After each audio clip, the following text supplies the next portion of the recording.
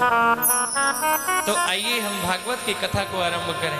अब हमें पहले पता होना चाहिए कि भागवत क्या है। आखिर भागवत क्या है महाराज?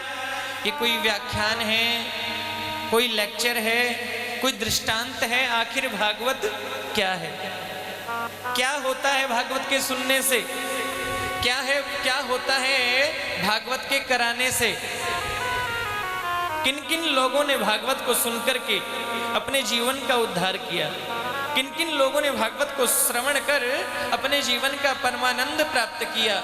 इन सब बातों का विवेचन जिसमें किया जाए उसे भागवत महात्मा कहते हैं। तो भागवत के सुनने से क्या होता है, किनका उद्धार हुआ, इन बातों का विवेचन भागवत महात्मा किया जाता है। और कहते हैं कि किसी भी ग्रंथ को जब हम सुनने के लिए बैठे, किसी भी ग्रंथ को सुनने के लिए बैठे तो पहले उसका महात्मा सुनना चाहिए, क्योंकि महात्मा के सुनने से पता चलता है कि उसका अर्थ क्या है, उसका लाभ क्या है, उसका महत्व क्या है। क्योंकि आज लिखा है महाराज, जीव जब तक उस कार्य में आनंद नहीं लेता तब तक उसे पता ना चले कि इससे क्या लाभ होगा। हमने कोई दुकान लगाई महाराज, पता नहीं दुकान से लाभ होगा कि नहीं। जब पता चल जाएगा इस दुकान से लाभ होगा तो दुकान पे बैठने में आनंद आएगा। हमने कोई बिजनेस लगाया, कोई फैक्ट्री लगाई, कोई पढ़ाई कर रहे हैं, जब तक उसका लाभ नहीं मालूम होगा ना तो उसमें मन नहीं लगेगा। तो इस भागवत के सुनने से, भागवत के कराने से क्या होता है? किसने भागवत को श्रवण कर अपने जीवन का आनंद प्राप्त किया, किन किन का उद्धार हुआ, उसे भागवत महात्मा कहते हैं। और देखो भागवत की बड़ाई, भागवत का महत्व तो भागवत में नहीं लिखा बल्कि अन्य पुराणों में भी लिखा है। हमारे मुख्य पुराण है हिंदू संस्कृति में 18 पुराण।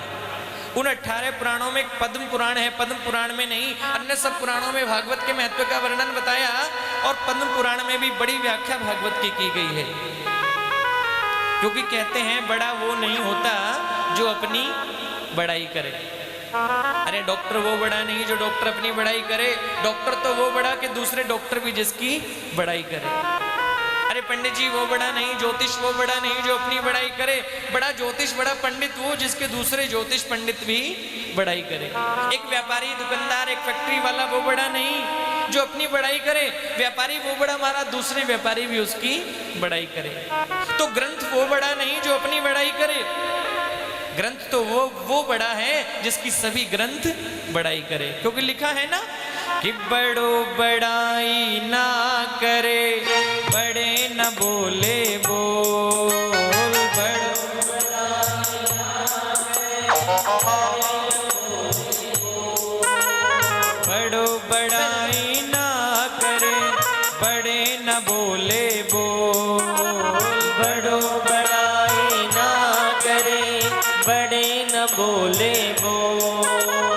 हीरा मुख से ना कहे, लाख टका है मोल। हीरा मुख से ना कहे, लाख टका है मोल।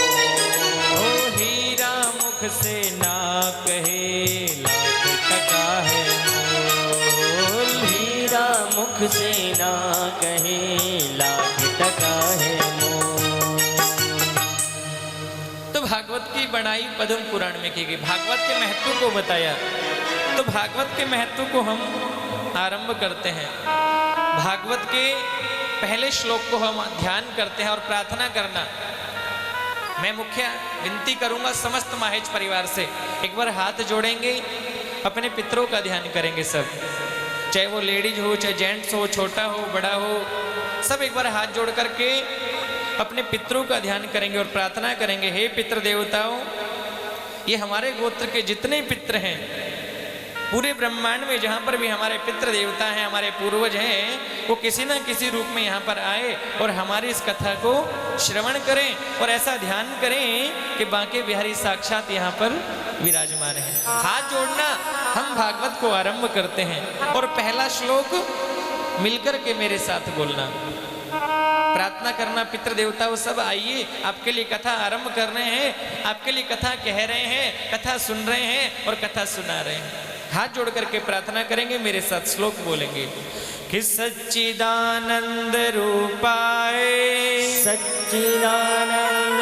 रूपाय, सत्य सच्चिदानंद रूपाय सच्चिदानंद रूपाय विश्वोत्पत्त्यादि हेतवे विश्वोत्पत्त्यादि हेतवे विश्वोत्पत्त्यादि हेतवे विश्वोत्पत्त्यादि हेतवे तापत्रय विनाशाय तापत्रय विनाशाय तापत्रय विनाशाय तापत्रय विनाशाय श्रीकृष्णाय वयं नुमः श्रीकृष्णाय वयं नुमः श्रीकृष्णाय वयं नुमः श्रीकृष्णाय वयं नुमः श्रीकृष्णाय वयं नुमः कृष्णाय वयं नुमः। बोलिए बांके बिहारी लाल की जय हो। आपने पितरों का ध्यान किया। कहते हैं चाहे इष्ट देवता हो, कुल देवता हो, पितृ देवता हो, वो स्वीकार करते हैं। कब? कि प्रभु स्वीकार करते हैं दुआ जब दिल से होती है। जब उनसे विश्वास से हम बुलाएंगे, श्रद्धा से बुलाएंगे, तो वो कहीं पर भी वो दौड़े चले आएंगे। आपने उनको बुलाया है और विश्वास है मुझे वो आकर के आपकी कथा को जरूर सुनेंगे। हमने पहले श्लोक को याद किया। भागवत के पहले श्लोक में बताया कि सच्चिदानंद रूपाय, भगवान के स्वरूप को बताया है। कैसे हैं भगवान? तो बताया कैसे हैं कि सच्चिदानंद, जो सत्य है। भगवान का मतलब क्या?